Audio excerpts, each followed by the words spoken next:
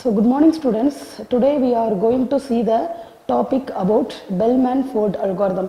In last session we see about some introduction part of dynamic programming and what is applications of dynamic programming and shortest path. What is the shortest path? What are the application of shortest path? So in these classes we see about Bellman-Ford algorithm.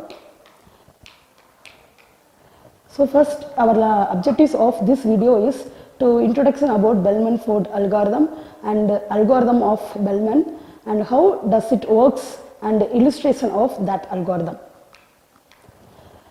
So Bellman-Ford algorithm is a single source shortest path algorithm. It is used to find the shortest distance from the single vertex to all other vertices of a weighted graph. So we know the Dijkstra algorithm, which is a most popular algorithm to find the shortest path. It does not work for graphs with negative weights, whereas Bellman-Ford works for negative weight graph also, but its time complexity of Bellman-Ford algorithm is order of vertices and edges, which is compared to more than compared to Dijkstra algorithm.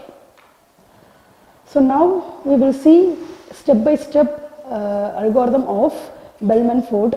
So step 1, initialize the distance from the source to all vertices as infinitive and distance to the source itself as 0.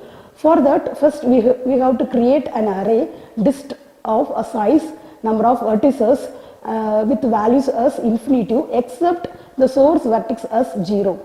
So step 2, we have to calculate shortest distance. So for that we have to loop over vertices v minus 1 times, whereas v is the number of vertices in the graph.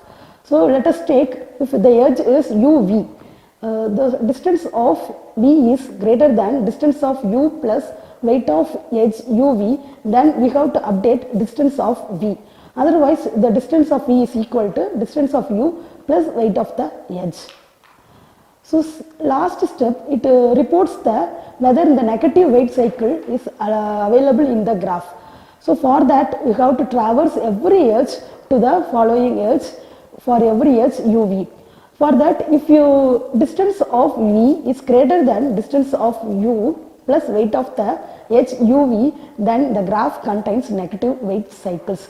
So the idea of step 3 and step 4 guarantees to find the shortest distance between the graph if the graph doesn't contain any negative cycles. So if you iterate through all the edges v minus 1 time, we get the shortest path for any vertex, then there is a negative weight cycle. Okay, then how does it works? This algorithm how does work? So first this algorithm calculates the shortest path in a bottom up manner. First it calculates the shortest distance which have at most edge of first iteration, first edge. If you have only one edge, for that in first iteration it calculates the shortest distance. Then it calculates the shortest path with at most 2 edges. Then it calculates the shortest path with at most 3 edges and up to e edges.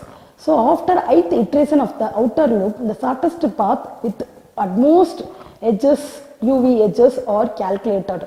So there are minimum v minus 1, whereas v is the number of vertices, v minus 1 edges in simple path, there is a loop over runs v minus 1 times. So the idea is assuming that there is no negative edges in the graph.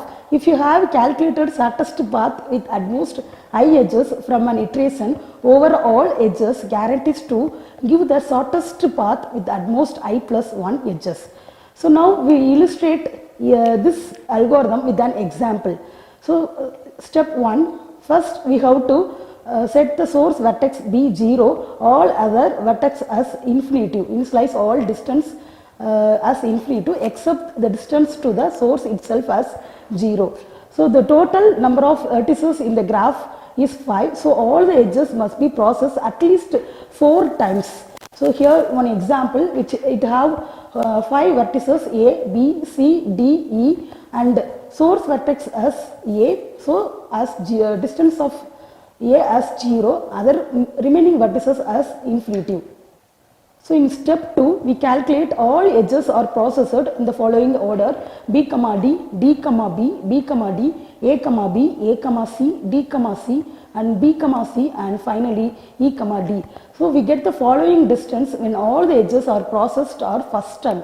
So the first row says first initial distance, the second row shows distance where the edges from B, E, D, E, D, B, B, D and A, B are processed. The third row shows the distance when A, C is processed. The fourth row shows when D, C, B, C and E, D are processed.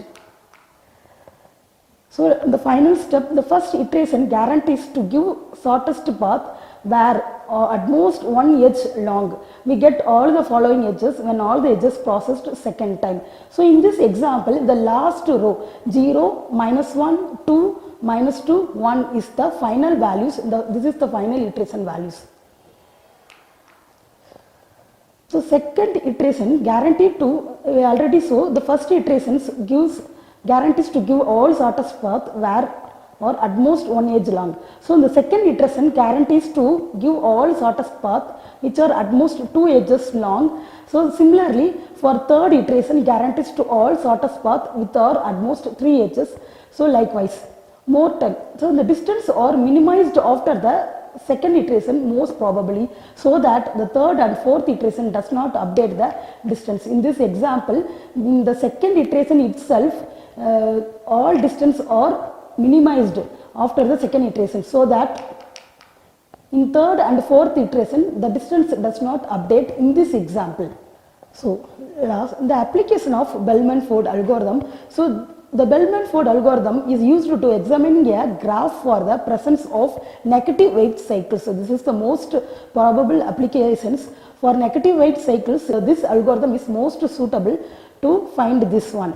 So using negative weights, we can find the shortest path of the graph, and routing is a concept used in data networks. So thank you.